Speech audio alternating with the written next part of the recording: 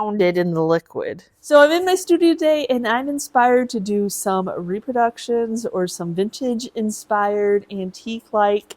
That's my jam. So when I find something out in the wild, when I'm treasure hunting, be high and low, antique stores, estate sales, auctions this time of year. There's not any garage sales right now or yard sales in Michigan right now.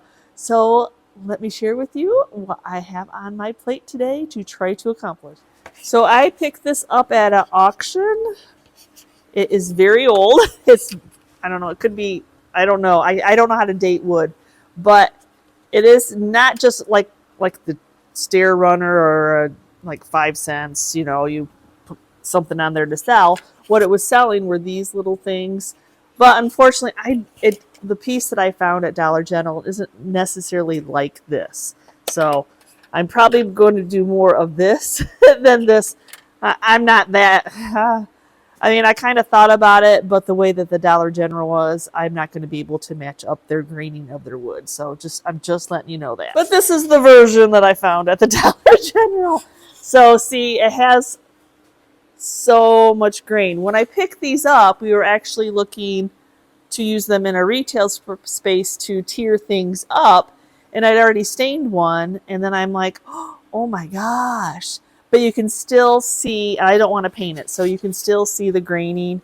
And I looked in all the wood that we had, and I don't have anything that's going to match that. We're going to start off by staining this good old Waverly Antiquing Wax from Walmart. Kind of a tried and true. I don't know, is this bamboo wood? I don't know what type of wood this is. And I'm just going to brush it on. Then I'll take a shop cloth and then we'll just wipe off the excess. It's amazing whatever, and it's okay that that's cracked. It even makes it look older. Actually, quite a few of them were cracked. I think Chris had to glue one of his back together that I didn't realize was cracked on the side, but it's all good. That's what we DIYers like. We like a challenge.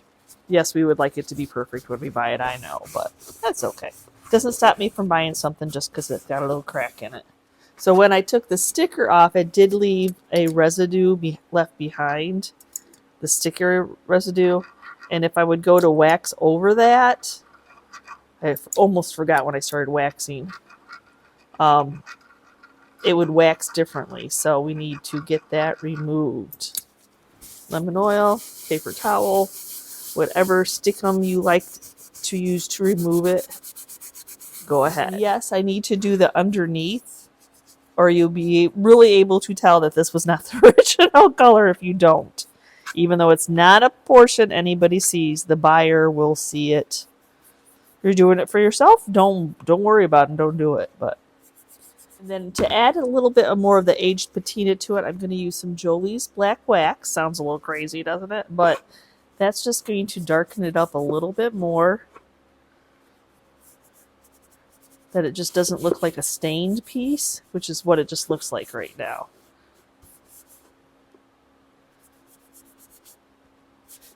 My Waverly wax is still wet.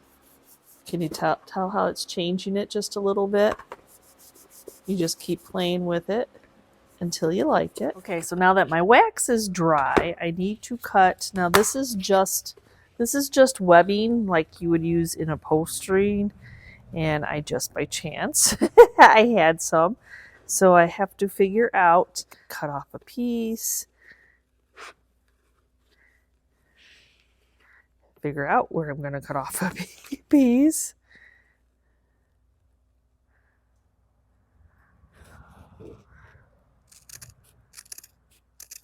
Trying to just follow one of the stitches, you know, one of the lines. Oh, there we go. Okay, before I tack or glue or any of this down, I like the thought of aging it so it doesn't look like brand new. I have a mixture of antiquing wax and a little bit of Waverly black chalk paint. And what I'm going to do, since I'm all the way at the bottom of it, is I'm just going to pour it in here. Now, it's probably not going to want to accept it very well, so I'm going to have to drown it in the liquid. And I think actually it'll be a little bit more bendable onto the little form here. It won't be so stiff. So I'm going to take it, I'm going to squeeze some of it out. I can put back in the jar what I didn't use. I guess I need to make up some more.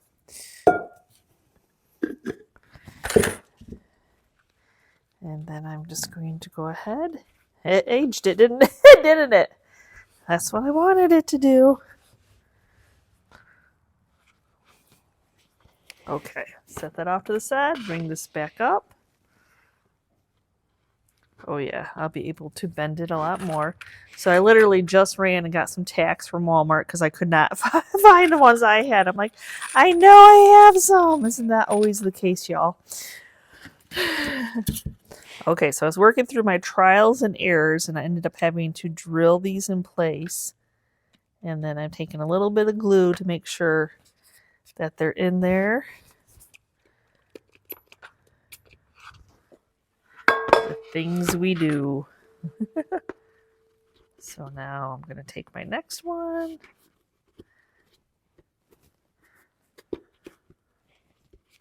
Try to drill into here.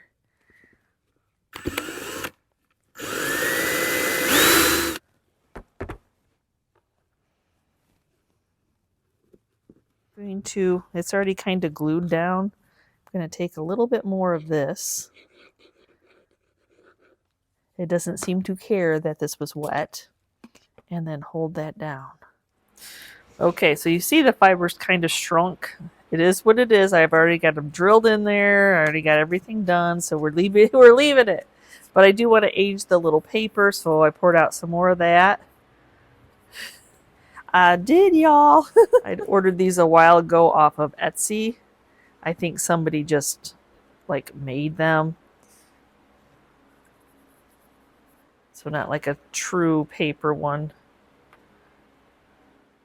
And it's really not even it's really not even soaking in. I'll probably let it sit in there for a minute. Okay, so now I'm going to take this, and I think I'm going to need one tack to hold it in. I picked this number. I have other numbers like the 5 and the 30. Like I said, I bought these off Etsy. But I'm picking this one because I can put a tack right through there to hold it in. And so I'll have to drill another hole.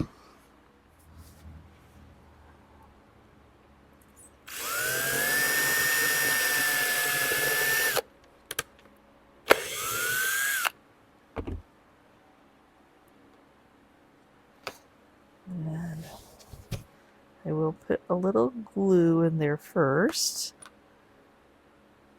And then that. And then give it a spray. And then what I usually like to do, because it doesn't go flush, is I'll put a little bit of hot glue over those, just so there's not any sharp points.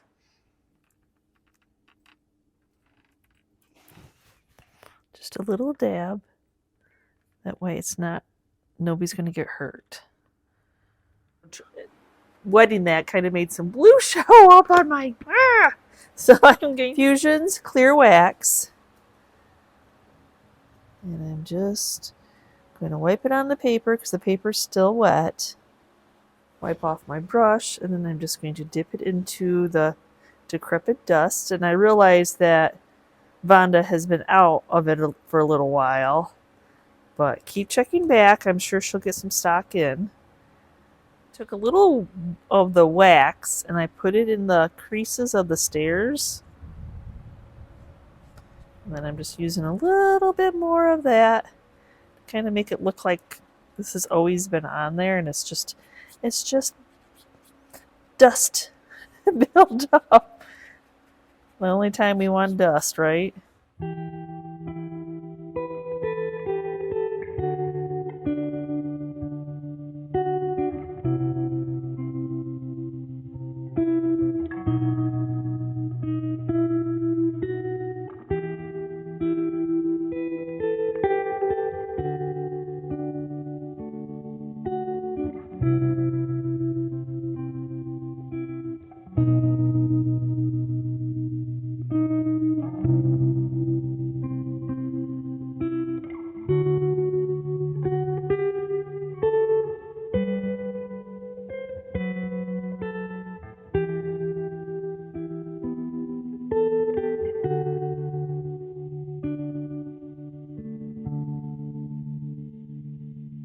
Now these metal horses would have came on a clock back in the day. And then for some reason the clock broke or whatever and they took the metal horses off. So during the US 12 garage sale, somebody was selling some. I'm like, oh, I sell the brass ones all day long. You know, as soon as I put them on eBay, I put them in my booth, they're gone. Well, apparently not this color because I have 3 of them and they're just sitting there and I had to dust this off and give it a bath before I brought it out here. I'm going to be doing the patinas by Dixie Belle. I'm starting off with some Prime Start. I want to make sure that this isn't going to come off this metal. So I'm just taking a brush and I'm going to be tapping it on because to me patinas aren't just paint. They're not just brush strokes, and I definitely know that you will see brush strokes on metal. So I'm just going to take the time to tap. So I'm just going to heat it up with a heat gun, dry it, so I can go to the other side.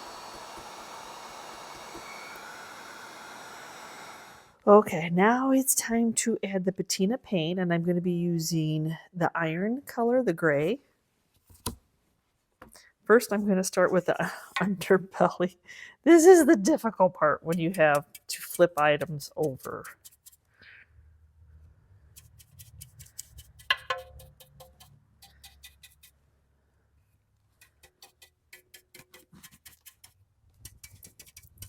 Same thing, I'm just doing a tapping motion.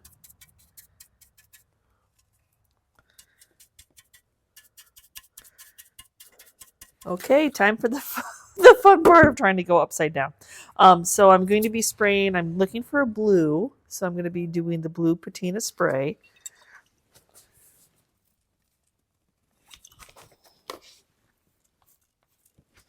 So I'm just going to mist it. And mist everything else around me.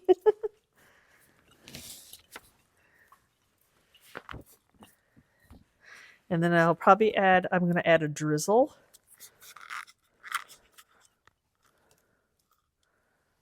I said a drizzle. Is that a drizzle?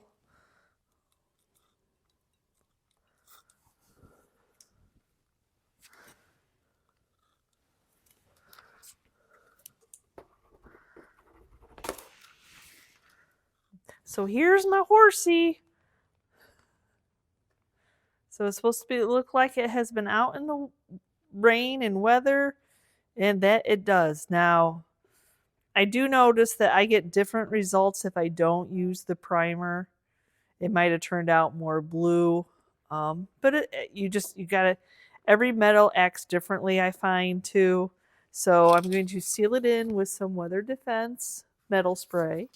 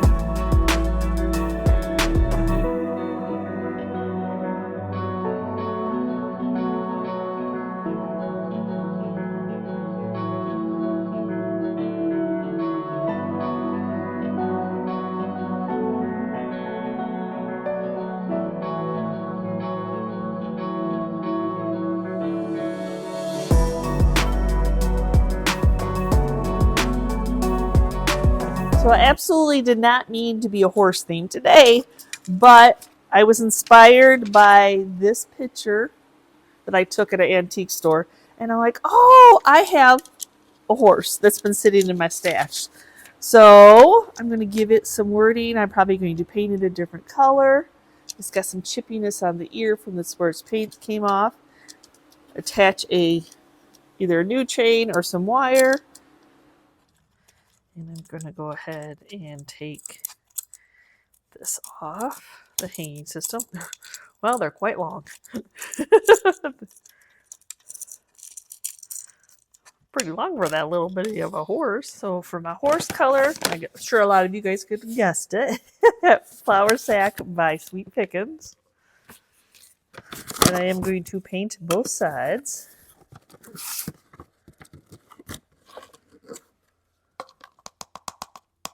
Sweet Pickins is a powder paint that you mix with water. So equal parts powder, equal parts water. This is just tap water at room temperature.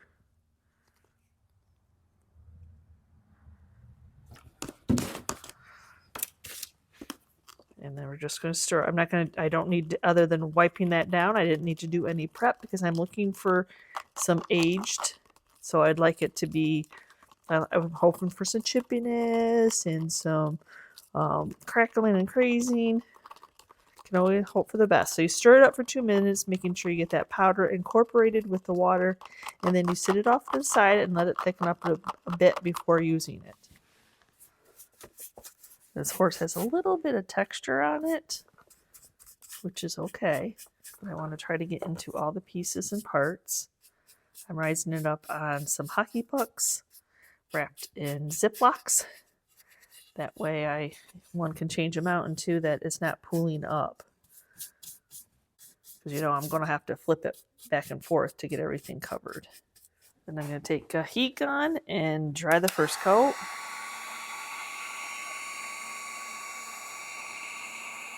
That way we can move on to the second coat.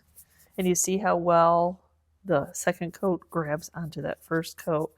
You always think, oh my gosh, I'm going to have a million coats here because it's wide and it's surprising sometimes. So now, this might be my final coat, it may not, but I'm going to help it along and dry it. Hoping for some crackles, some crazing. So got some crackling, some crazing going on there, but I'm sealing it in with some polyacrylic before putting a stencil on.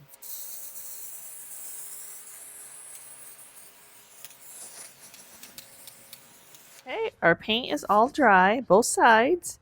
So now I just need to take some measurements and go into my Cricut and Cricut out. Now my inspiration had a lot of writing, but it was much bigger. So I'm just going to keep something simple in the middle. Okay, here I am at my Cricut. I've got 8 inches by 2 inches is all the space I have. So I am going to try the sunny, oop, I want that all to be capital, sunny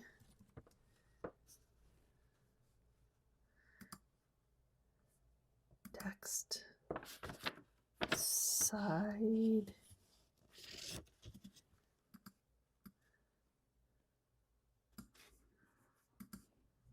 text ranch, just like the picture. But I have to weld it later because if I try to put too many words into a sentence, it doesn't want to stay in the sentence. So I'm going to go back to the first one I did, and it has a fun little font. Let me show you the fonts. So I'm going to see if I can find something similar. It's kind of like a fancy little font. Though I really don't want to do any outlines. So, see what that, oh, that's too busy. I know that right off the bat. Nope. And his fancy lettering, I think that's not terrible. Oh, you gotta love when it, okay, there you go. Annie's. Then you gotta find it again. Where is it? You're all the way down here. Okay, and okay, so now it's much smaller.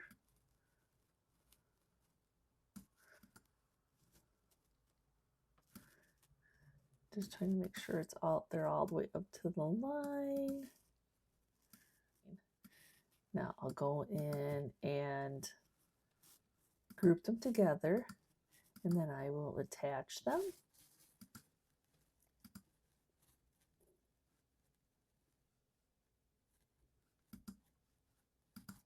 And I think I'm gonna I didn't want all those little pieces because it's so if you weld it, all those little strips won't be cut out. I'm like, I totally am not doing that. I'm gonna go up to unlock it. It needs to be 2 inches.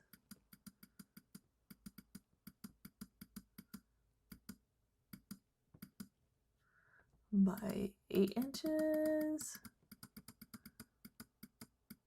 Like I said, there's not much space to do too much. So, okay, now I'm going to duplicate it because I might make it 2-sided.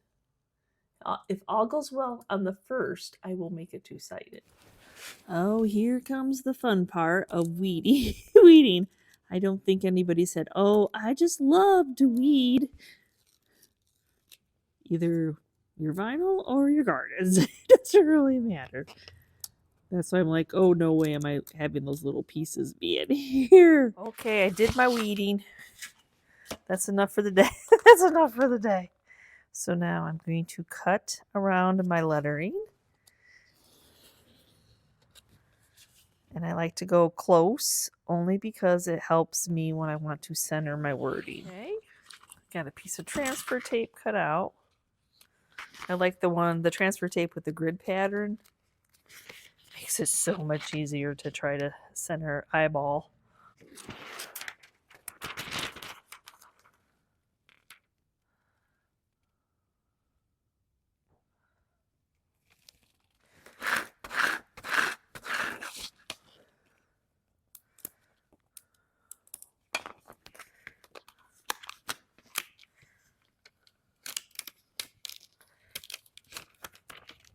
Like I said, I'm just going to eyeball it. There wasn't much room, so.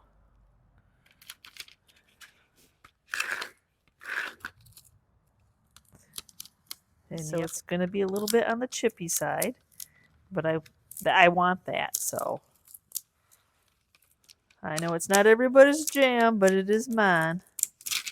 And did you know you could take your sticky vinyl and go back over it and make it chippy? I have done that to distress it before. Because I'm probably not going to reuse this small a piece.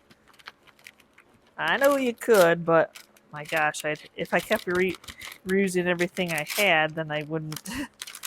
Man, I'd just be a hoarder at that point.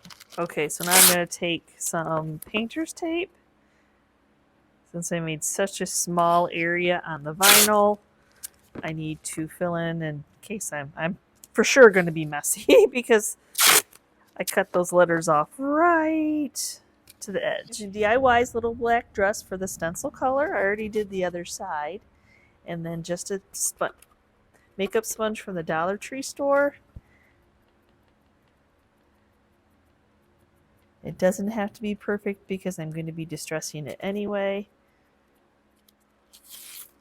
And just go ahead and take, as I said, I'm not going to stress if the paint takes off some of the paint. I prefer it to.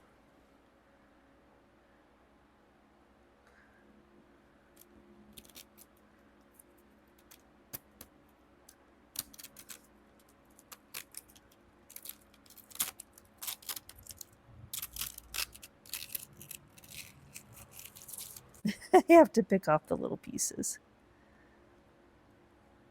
I'm going to do a light little sandy.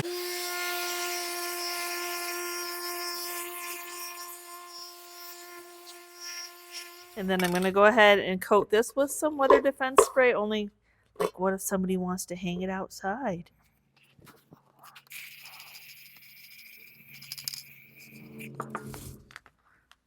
Okay, so I took the old chain off, so I'm going to get them screwed back in. Open the clasps up. So I found this chain in her stash, which is comparative a little bit more massive, but let me see. It's got age though, so Okay, I'm going to put that part there. Get this back together, then see how much I need to cut off. How am I going to cut through that, you ask? Bolt cutters. That's what I'm going to use.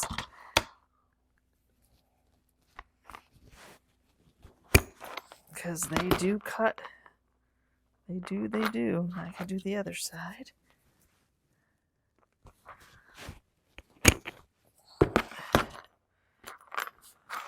Yeah, and you wondered I was going to cut it. Bolt cutters.